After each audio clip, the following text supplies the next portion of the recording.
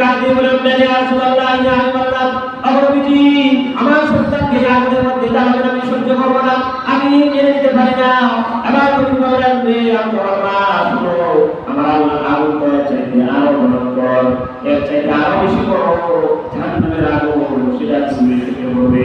নবীজি বললেন, আমার মা, শুনো, তুমি তোমার সন্তানকে যদি আগুন থেকে বাঁচাতে চাও, তার জীবনটা বন্ধ হয়ে গেছে, আমি শুনতে পেয়েছি, খবর পেয়েছি, এই মুহূর্তে যদি তোমার সন্তানকে ক্ষমা করো, তাহলে তোমার সন্তান এই জাহান্নামের আগুনে জ্বলবে। আমার মা সুবহানাল্লাহ, আমার মা তাৎক্ষণিক বিশ্বনবী রাহমাতুল্লাহ আলাইহিকে সাক্ষী রেখে বললেন, ইয়া রাসূলুল্লাহ, ইয়া হাবিবাল্লাহ, নবীজি, আপনি সাক্ষী থাকুন, আমি এই মুহূর্তে আমার সন্তান আল্লাহকে আমি মাফ করে দিলাম। সুবহানাল্লাহ।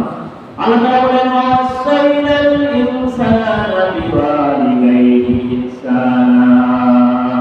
সন্তানকে আল্লাহ তাআলা বলেন মার সাথে ভালো ব্যবহার করার জন্য, কিন্তু এই প্রেক্ষিতে দেখা গেছে মা বাবার সন্তানকে মাফ করতে হয়েছে, না সে জানেনি, না সে আগুনে জ্বলবে, আগুনে পুড়বে। এই বলতে যখন মাফ করে দিল, বেলাল রাদিয়াল্লাহু তাআলা কিন্তু তিনি বলেন, এবার যাও, দেখো আমার সাহাবী আল্লাহর কি অবস্থা, দেখো। বেলাল রাদিয়াল্লাহু তাআলা বলেন, আমি যখন দরজার সামনে যা বসলাম, এই মুহূর্তে দেখি এই আল্লামা সাহাবীর জবান থেকে লা ইলাহা ইল্লাল্লাহ, লা ইলাহা ইল্লাল্লাহ মুহাম্মাদুর রাসূলুল্লাহ, এই কথাটা উচ্চারণ হচ্ছে একবার দুইবার নয়, কয়েকবার উচ্চারণ করার সাথে সাথে এই দিনে আল্লাহ তাকে সারা দুনিয়া ছেড়ে চলে গেছে। এই জিনিস, এই জিনিস তিনি আল্লাহ তাকে সারা দিয়ে চলে গেলেন। মুদাম হাজিরিন, ক্ষমাটা যখন নবীজিকে দেওয়া হলো, নবীজি আপনার সাহাবীরা বাবা দুনিয়া ছেড়ে আল্লাহ তাকে সারা দিয়েছেন।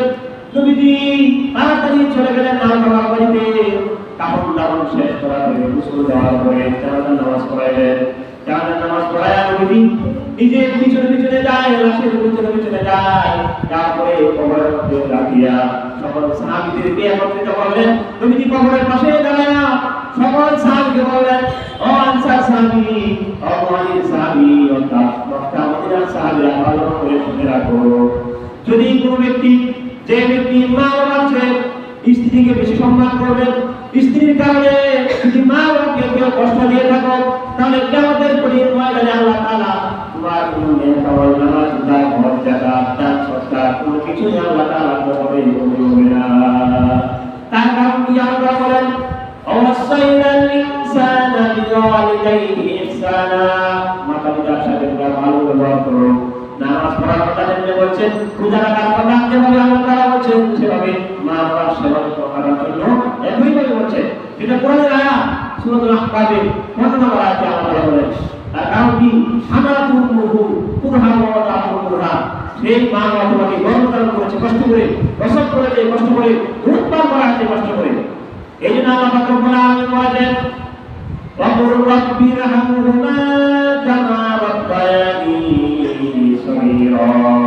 সন্তান আল্লাহ তাআলা কাছে দোয়া করবে, কুর রাব্বিরহামহুমা, হে প্রভু আমার মা বাবাকে আপনি রহম করুন।